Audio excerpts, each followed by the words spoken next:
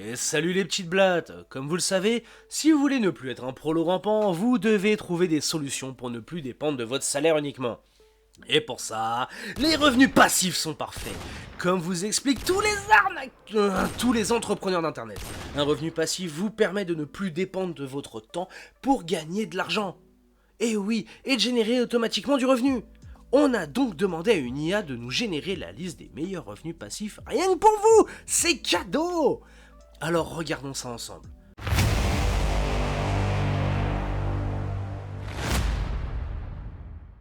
Numéro 1. Investir dans l'immobilier locatif qui génère des revenus réguliers sous forme de loyer. Ok, étudions un peu ça. L'immobilier est un revenu passif, certes, et rien à faire. Ou presque. Il faut tout d'abord trouver un bien à acheter. Négocier son prix, donc apprendre à négocier. Faire un crédit immobilier pour profiter de l'effet de levier, dans les temps en négociant avec plusieurs banques en parallèle.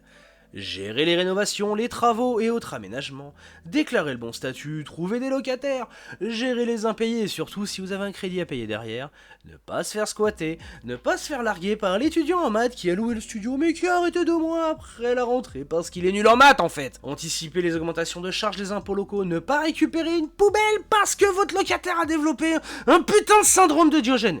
Excusez-moi, que le quartier dans lequel vous avez acheté ne devient pas un quartier pourri. Bref, tout ça n'est pas forcément passif, vous pouvez y passer un temps de dingue. Et le seul moyen que ce soit passif, c'est de déléguer tout ça et de vous faire piquer tout votre bel argent passif par quelqu'un d'actif. Numéro 2.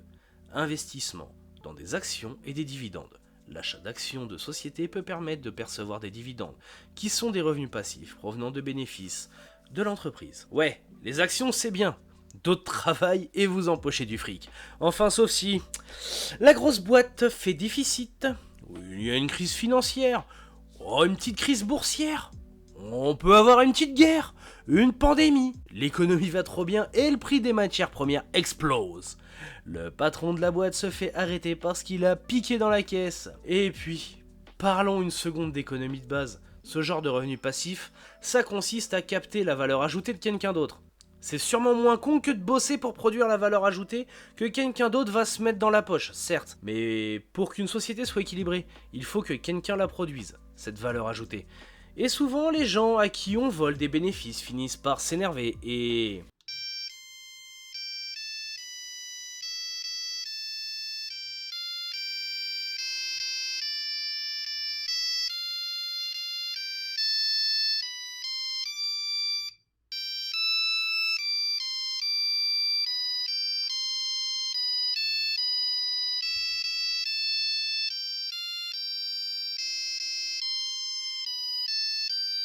Et là, c'est le parti qui va prendre toute la valeur ajoutée pour lui et vous envoyer bosser au fin fond de la Creuse dans un camp de rééducation par le travail. Numéro 3. Créer et vendre des produits numériques tels que livres électroniques ou logiciels. Bah ouais merci, ça s'appelle être écrivain ou éditeur de logiciels. Bon alors, les écrivains en général gagnent pas beaucoup d'argent. Bon, les développeurs de logiciels effectivement, ils font partie des plus grosses fortunes du monde dans l'absolu. Mais sérieux Titouan, tu penses que pour fonder Microsoft, il faut pas bosser un tout petit peu? Les informaticiens apprécieront de savoir que faire un logiciel, c'est être passif, ouais. Et je te parle pas du SAV. Excusez-moi, comment on fait pour générer un devis avec le logiciel? Bah je sais pas, clique sur générer un devis peut-être. Numéro 4. Vendre des formations en ligne. Bah ouais, c'est passif, ouais, carrément. Déjà, pour vendre des formations, il faut être bon dans quelque chose. Et tu sais combien de temps ça prend pour être bon dans quelque chose, Titouan? Bah nous on sait, ouais. 10 000 putains d'heures. Oui, t'as bien entendu, 10 000 putains d'heures. C'est du moins la conclusion de Malcolm Gladwell qui a écrit un livre sur le sujet. Donc déjà, tu passes 10 000 heures, soit l'équivalent de 6 ans de travail à temps plein. Puis tu écris ta formation, tu la filmes, tu la montes, et tu formes des gens. Et tu auras un revenu passif. Et encore, attends, parce que pour former quelqu'un, il faut s'assurer que le message passe. Oui, tu peux raconter des trucs et que la personne en face, elle ne pige rien. Me dis pas que tu sais pas ce que c'est, hein? Ça t'est jamais arrivé devant ton prof de maths? Donc, pour que tes clients soient contents de leur formation, il faut adapter ton discours, vérifier qu'il soit bien reçu, vérifier qu'ils ont bien reçu l'information que tu essaies de transmettre, comme l'apprend la théorie de la communication.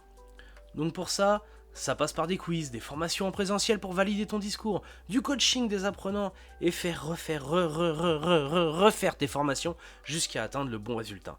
C'est vachement passif, hein. Et ensuite, gérer l'aspect qualité, les certifications, le financement par le CPF ou les OPCO. Oui, on parle de vraie formation ici, hein, pas de formation bidon tirée d'EPUB bidon écrit en copiant-collant des pages de blog ou dans le chat GPT, hein. Donc la passivité, vous oubliez. Numéro 5, investir dans des fonds indiciels, panier d'actions, etc. Bah pour ça, on retourne au point 2, hein.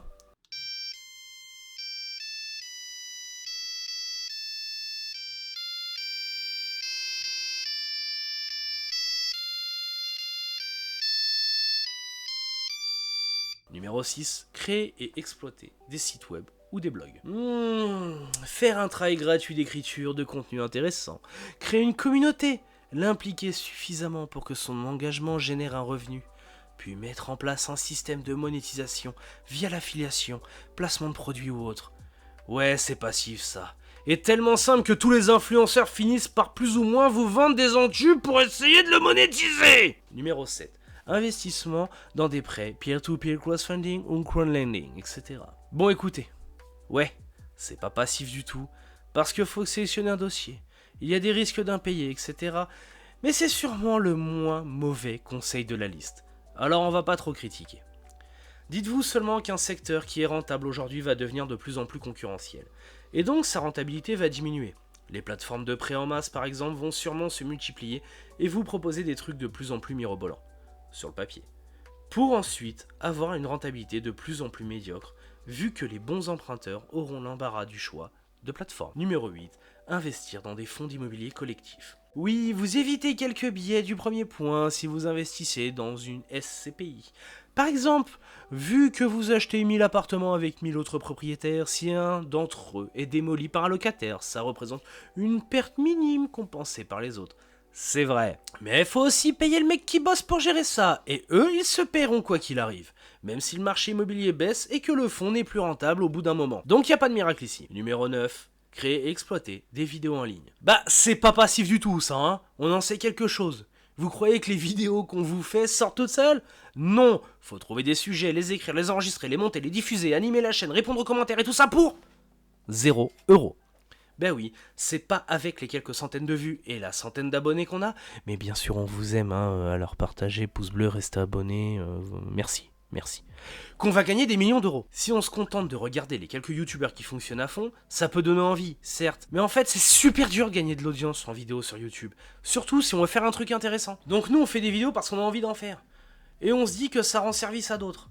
Si un jour, bien sûr, on a un peu de YouTube monnaie, bah tant mieux. Bon, en attendant, c'est pas le business plan du siècle de se lancer sur YouTube pour faire de l'argent passif, hein? Vous croyez que Squeezie, Jour du Grenier et autres ne foutent rien? Bon, leur vie est peut-être un poil plus agréable que de faire 45 heures par semaine pour être payé 35 au SMIC. Mais de là à parler de revenus passifs? Non. Et enfin, le meilleur pour la fin. Numéro 10, le dropshipping. Ah, le dropshipping, le business préféré des influenceurs qui te vendent du rêve. Quoi de mieux que d'avoir une boutique en ligne où la seule chose est de récupérer le cash généré tout en gardant les orteils en éventail. Ça, c'est du passif. Oh oui. Le drop n'a rien de passif. C'est le business web le plus chronophage si tu n'as pas un rond. Pourquoi? Bah laisse-moi t'expliquer. Déjà 1. Trouver une niche rentable. 2. Trouver le produit fiable sur AliExpress. Bon courage. 3. Trouver le bon fournisseur. Bon courage. Une fois trouvé tout ça, je te souhaite encore beaucoup de courage, car tout est déjà exploité. Et oui mon copain, tu as 5 ans de retard. Bon maintenant, mais il faut te former à de nouvelles compétences. Eh oui, il faut créer un site sur WordPress ou Shopify pour vendre tes produits. Il faut rédiger de belles fiches produits attractives pour vendre tes produits. Il faut créer des visuels de qualité pour vendre tes produits. Et trouver en plus un moyen de plier l'algorithme Google pour que ton site de merde soit mieux référencé. Et là, tu crois que c'est fini, que c'est bon, tout est prêt, que maintenant tu peux te reposer. Attends, c'est pas fini. Maintenant, il faut que tu gères tes campagnes pub si tu as de l'argent à mettre dedans. Il faut que tu passes tes commandes aux fournisseurs quand tu fais des ventes, en espérant que leur stock était à jour au moment de la commande. Et oui, car c'est souvent que ces connards sont en rupture du produit qu'on vient de te commander. Pousser au cul ton fournisseur pour que ta commande parte au plus vite. Gérer le SAV des clients qui ne comprennent pas que leur colis met 3 semaines à arriver, alors qu'Amazon, lui, ça prend 24 heures. Rembourser ton client, car le produit qu'il a reçu est merdique. Car comme t'es trop con, tu l'as pas commandé avant pour le tester toi-même. Le drop n'a rien de passif, et le seul truc que tu vas gagner, c'est un ulcère à l'estomac, et perdre tout ton bénéfice à la moindre erreur de stratégie. Bref, voilà, les revenus passifs en fait, ça existe pas du tout. C'est toujours beaucoup de boulot d'investissement initial. Le seul moyen de gagner de l'argent sans travailler, c'est d'être déjà super riche et d'avoir des gens qui font tout à ta place. Ou de monter rapidement une boîte avec tout le talent et la chance que ça implique qui finira par tourner sans avoir besoin de vous. Bon, on parle pas des entubes absolus, évidemment, où ça va un peu plus vite, mais en vendant votre âme à Satan. Et encore, qui est-ce qui empêche tous ces gens qui bossent pour vous demain de faire exactement la même chose et de tous démissionner pour monter le même business que vous? Et sans vous, rien. Même là, vous devez faire en sorte d'animer votre boîte et de garder vos salariés heureux, ce qui est déjà un travail. Bon, si sérieusement vous arrivez d'une manière ou d'une autre à développer une activité qui s'autonomise suffisamment pour devenir passif un certain temps, bah ouais, carrément, profitez-en. Mais comprenez bien que dans la vie, et surtout dans l'entrepreneuriat, il y a toujours une part de chance. Le truc qui a marché une fois pour un mec, ben ça a marché pour lui. C'est pas toujours parce que c'est le meilleur, c'est plutôt en général parce qu'il était là au bon moment, au bon endroit. Bon, évidemment, il y a des gens qui capitalisent sur les coups de bol, et ceux qui plantent tout systématiquement, mais sans coup de pouce du destin. Vos revenus passifs, il y a de fortes chances pour qu'ils ne marchent pas. Mais alors pas du tout. C'est plus simple de consacrer votre temps à aller tondre la pelouse de la mamie d'à côté pour 20 balles. Au moins les 20 balles sont dans votre poche. Apprenez à générer de la valeur ajoutée. Apportez quelque chose à quelqu'un et un jour faites-le à votre compte. Ça reste le meilleur moyen de générer de l'argent de manière sûre sur le long terme. Allez, sur ce mes petites blattes, c'est le moment de mettre un pouce bleu, de s'abonner, de partager, de commenter, vous savez, pour le référencement. Moi je vais vous souhaiter une bonne journée et je vais vous dire à la prochaine pour une nouvelle vidéo sur les cafards débrouillards.